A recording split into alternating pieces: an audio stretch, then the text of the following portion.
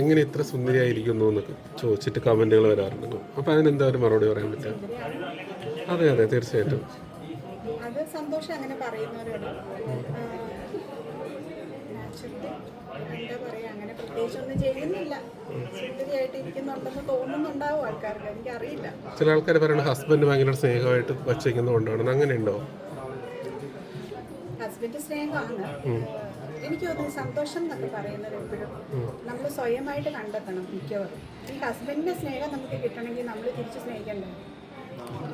നമ്മളെപ്പോഴും എല്ലാത്തിനും പോസിറ്റീവായിട്ട് കണ്ടാൽ മതി. എല്ലാവരിലും ഉള്ള പോസിറ്റീവ് കണ്ടിട്ട് നെഗറ്റീവിനെ അങ്ങനെ മാറ്റി നിർത്തി കഴിഞ്ഞാൽ നമുക്ക് നല്ലതായിട്ട് ഇരിക്കാൻ പറ്റും. ഹാപ്പിയായിട്ടിരിക്കാം, മനസ്സ് ഹാപ്പിയായിട്ടിരുന്നാൽ മതി.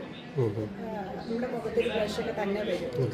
സാഡ് ഫേസ് എപ്പോഴും ഇങ്ങനെ പഠിച്ചുകൊണ്ടിരിക്കാതെ എപ്പോഴും എല്ലാത്തിനും ഒപ്റ്റിമിസ്റ്റിക് ആയിട്ട് കാണുക. ഇപ്പം നമ്മുടെ ലൈഫിൽ ഒത്തിരി നെഗറ്റീവൊക്കെ സംഭവിക്കുക, എല്ലാ മനുഷ്യൻ്റെ ലൈഫിൽ എന്തൊക്കെ സംഭവിക്കാം.